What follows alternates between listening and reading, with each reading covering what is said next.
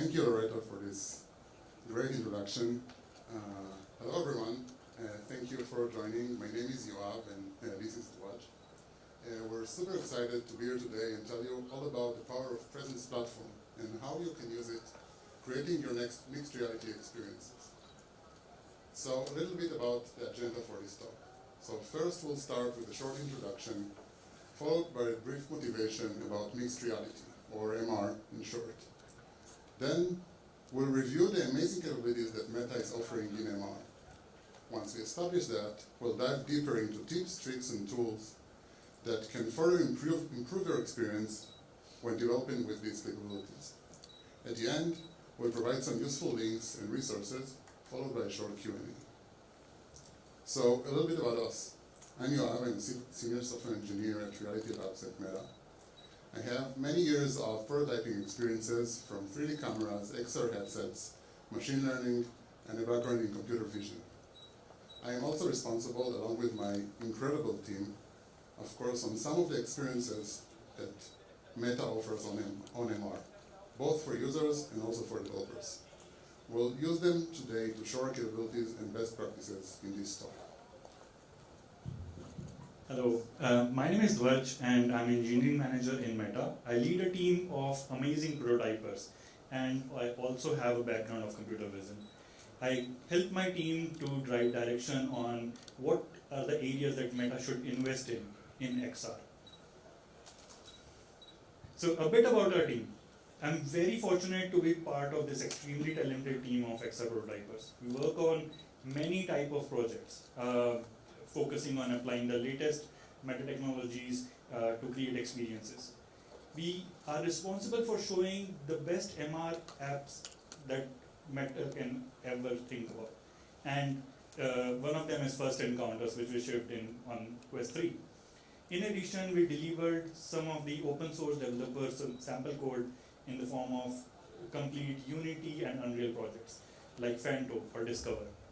Lastly, we are also responsible for creating experiences for the upcoming hardware and software, showcasing the future and potential of extended reality.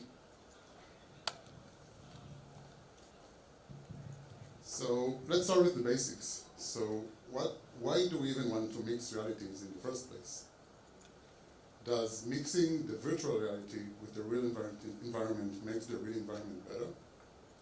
And also, does mixing the virtual environment with the real environment make the virtual environment better? We ourselves truly believe so, and we'll try our best today to show you why and how to do it yourselves.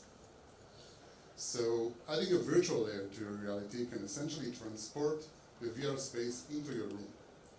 This is a type of reality that couldn't be achieved otherwise, not on pure VR and not on pure AR.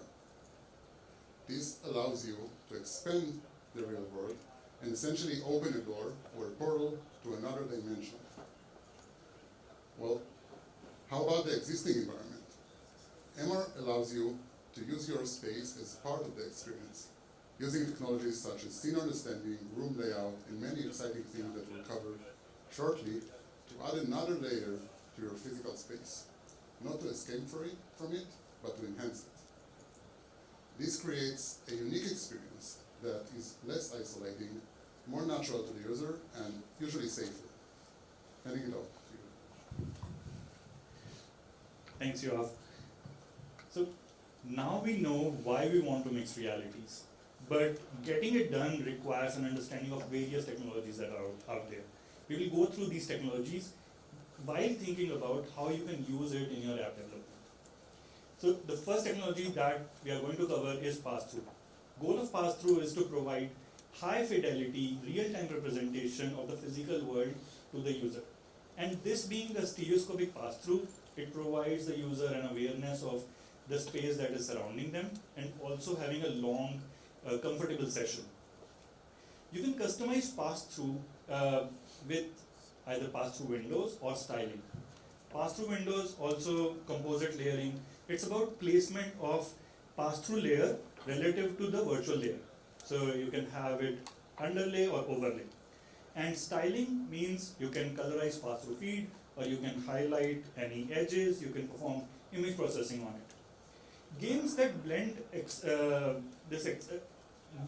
that users pass through, they blend exciting part of virtual reality, but they also bring in the comfort and familiarity that pass-through provides, that the real world provides. By default, pass-through takes care of the entire room. It reconstructs that, showcases that, but you can have different layers for pass-through. At the very small, you can have a small window of pass-through getting shown to the user. That small window can be an example of you using a flashlight, focusing on something and representing the real world from it. Or you can have a selected area that is shown in pass-through, and when you do that, it enhances that. It brings it as an amazing effect. It brings an aura around it. So the next version, the next level is you can augment pass-through. You can put portals, you can enrich surfaces with certain styles. And the maximum that you can go to is almost complete pass-through, but having very small part of virtual layers. For example, an app menu in your app. One more thing to talk about in pass-through is that it is rendered by a dedicated service into a separate layer, and it's part of system. So what that means is, as a developer, you don't have to worry about how it is getting rendered, how much performance it is taking. The next thing that I'm going to talk about is anchors. So pass-through is doing the heavy lifting of blending virtual world with real world. But anchoring capabilities are the one that are connective tissue between virtual world and real world, and it is what is holding everything together. Spatial anchors is a core capability that is providing world-locked frame of reference. So you can pin or anchor virtual content to a real world, and it persists over time. And this frame of reference is represented by a UUID, which is a point in the world, and a pose with it. So where the object is pointing to, and or a transform. It's called transform. Anchors, once you have persisted it can span across sessions, and you can also share it with other users, and then it's called shared spatial anchors.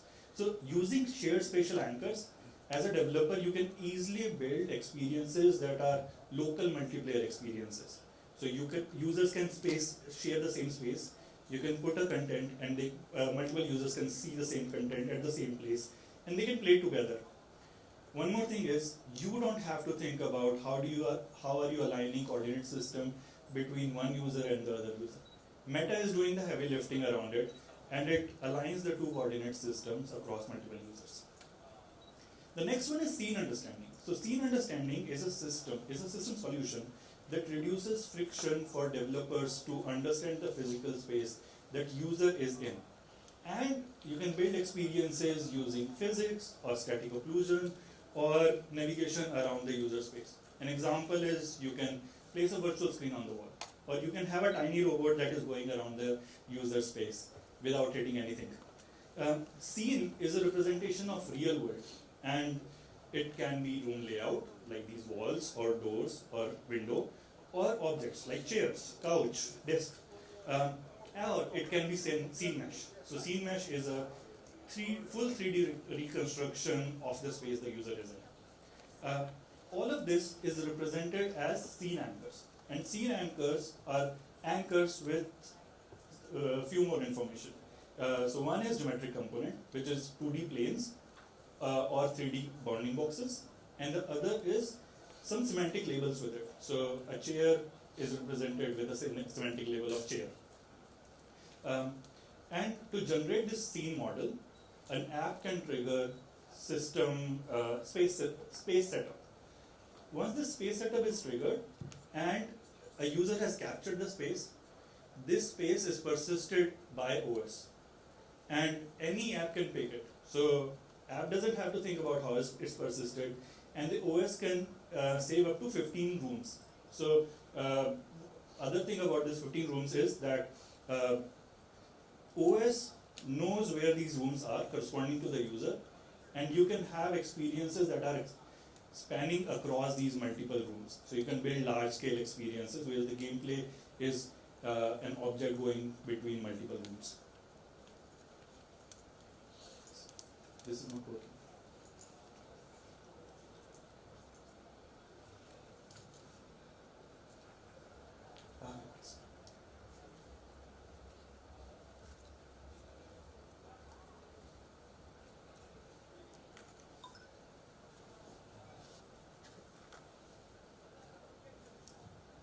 Can you show? Thank you. The next thing is depth and occlusion. So occlusion allows hiding of virtual content behind the physical content to create believable interaction between virtual and physical space. So depth is a very interesting thing that adds a real-time component to it. And to achieve this real-time component, the API provides us a way to replace existing shaders that you have with the ones that are built-in, supported with occlusions. And this provides different level of occlusion. So you can have a soft occlusion, you can have a hard occlusion. This is supported by both built-in pipeline and URP. You can also replace your existing shaders. You can also customize your existing shaders to have more control over how occlusion is, how virtual content is occluded by physical content. And one good thing that came out very recently, we recently released an update on Depth API which provide real-time occlusion with a very small performance footprint. Now we know, we have learned about how physical and virtual worlds are blending together. But the next thing is how the user is going to interact with them. And that's where Interaction SDK comes into picture. As the name suggests, it's about how user is interacting with the virtual content. And there are various types of interaction. So a user can directly touch on something which is spoke, or they can use ray to interact with something that is far away. There are multiple other things like grabbing mechanism, to grab something, to move it, or transforms. You can do hand poses, you can do gestures like swipe. All these interactions are supported by both hand and controller. And again, a recent release that was launched, we are supporting both hand and controller at the same time. So you can have a weapon as a controller. With the controller tracking, you can easily know how the weapon is moving with fast movement and high accuracy. And using the empty hand, you can do, say, magic spells, which doesn't require high accuracy of the movement. So you can create these kind of gameplays. It's called multimodal, by the way. After learning about all these real world and virtual world interactions and how the user is interacting with it, the experience will still feel bland unless you add other user sensations. So the next one is auditory and tactile. For the auditory sensation, Audio SDK contains everything needed to properly localize sounds in the 3D space and create a sense of space in the virtual environment, allowing users to be fully immersed in that auditory scene. With room acoustics feature, you can accurately model a room based on its size, its shape, its surface materials. And this allows users to get a sense of environment they are in and help to make objects sound like they are in the same space. For the tactile sensation, adding haptics brings depth and familiarity with the physical world by engaging people's sense of touch via controllers. And Haptics Studio and Haptics SDK lets you quickly design, test, and integrate these high-quality haptics into your gameplay. Haptics SDK helps you solve common challenges like integrating the haptics in your experience. And Haptics Studio is a desktop application which lets a sound designer or a developer create these haptics and integrate it, test it, how it's feeling, all of that. So, yeah, thanks. Okay, so now that we have all these amazing APIs and capabilities to our disposal, let's dive a little bit deeper into how to use them in a way that will make your experience shine. So, starting with the environment itself, we should treat every section of the environment differently if we are blending two worlds together. For the environment inside the room, we should take the existing room geometry and layout into account.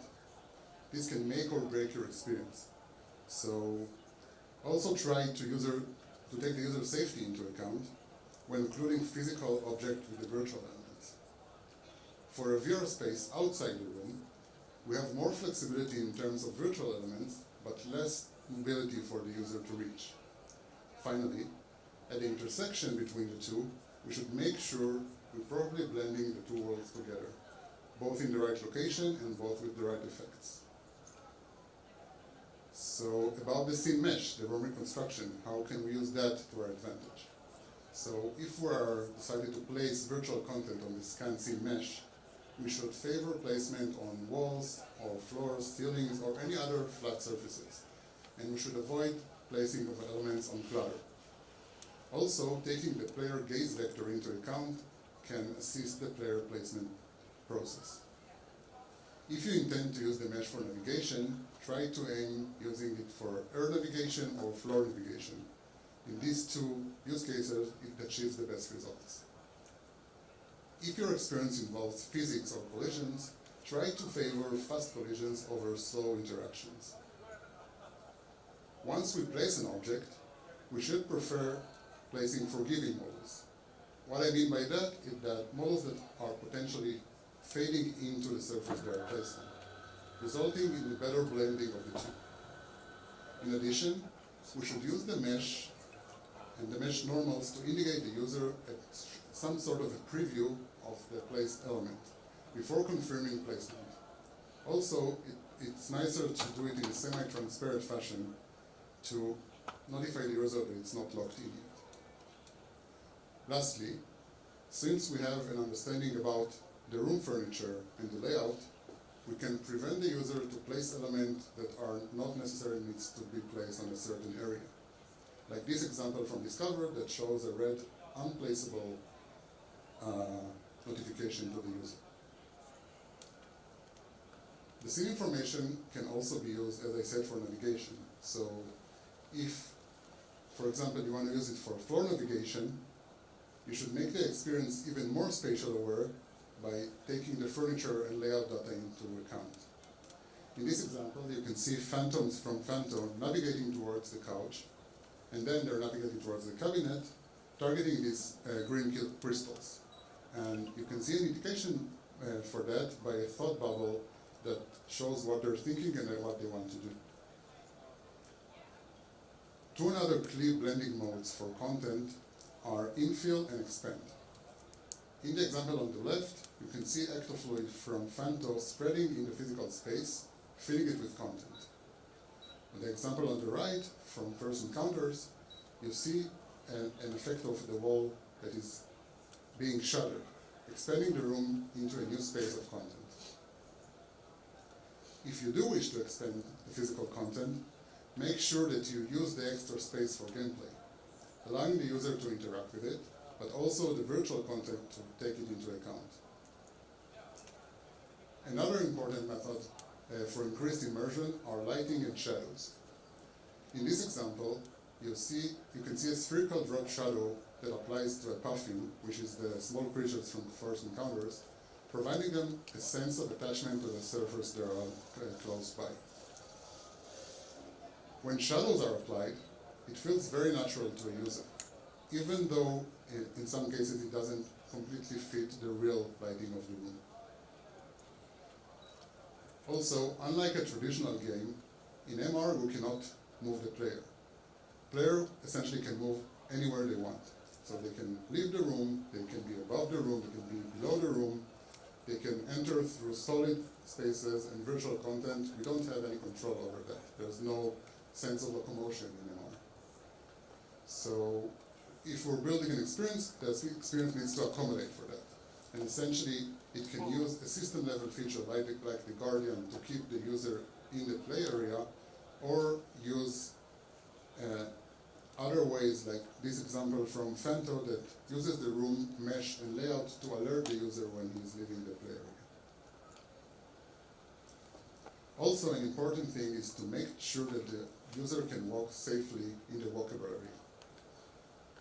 So make sure that all the walkable area is free from virtual content that can make the user stumble upon. There are tools and guidelines with Phanto and other sample apps that can demonstrate how to do that. Lastly, for additional safety, in the example shown here, if the user gets too close to a very big piece of virtual content, you can trigger a pass-through to show next to the controller, which is a very common methodology in VR, so it will create the same effect, and the user will know that something is, it should be alerted. Well, how to actually start using all of these capabilities? So building blocks is a very recommended tool that comes with the Oculus package. It gets you started with all the necessary components depending on your use case.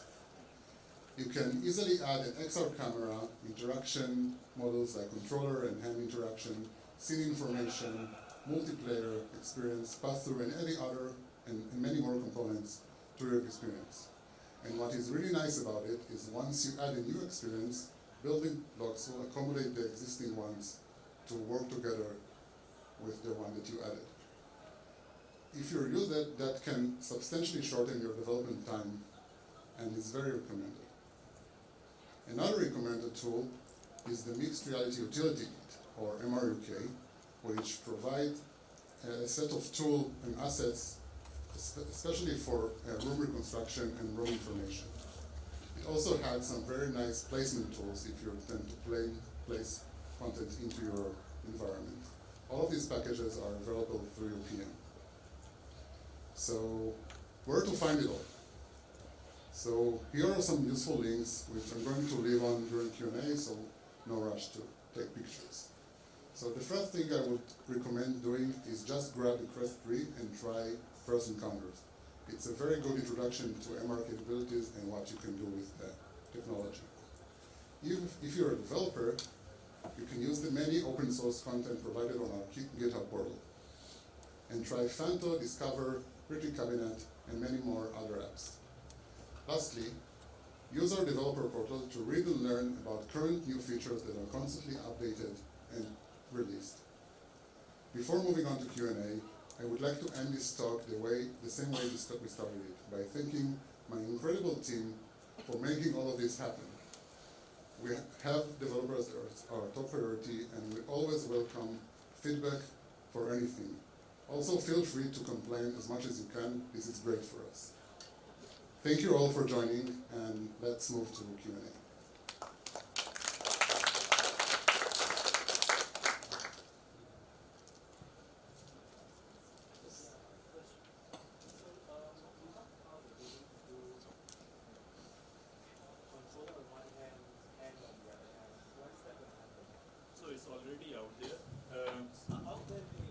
It's already available. It's called Multimodel. You can check it in ISDK, Interaction SDK, and that has this feature. It's part of the SDK. So when you're developing this, when you're developing your application, you can define that your app wants to use multimodal. It also helps you in one more mechanism where when you want to transition from hands to controller in like all the other applications, it takes some time. You do double tap and all those actions. So when you have got an app that is supporting multimodal, you don't have to do that. It understands when the controller is in your hand and when it is not in your hand. I don't remember it, but it's been maybe like last month. Another question is, one of the main problems that we have with a lot of scene processing is that we have to rely on the scene information that's given for the meta platform. Is it possible to do raw scene processing through the meta? Will it ever be possible? So right now we don't provide camera. I'm asking will it ever be possible? It's difficult to call that out. There are a lot of complications that are there with just providing raw camera feed to a developer. It passes the privacy implications as well, right? So it's difficult to just go through that. I shouldn't say it will never happen, but it's a difficult problem to solve. We are aware of that. Actually, similar question. Even video pass-through is never going to be accessible.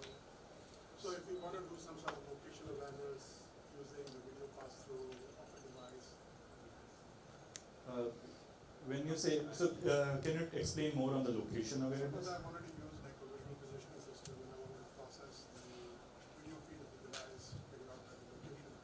Yeah, so right now, again, the same answer. This particular portion of just providing raw feed to a developer, that's a very complex one. Is there any possibility of having like a commercial application?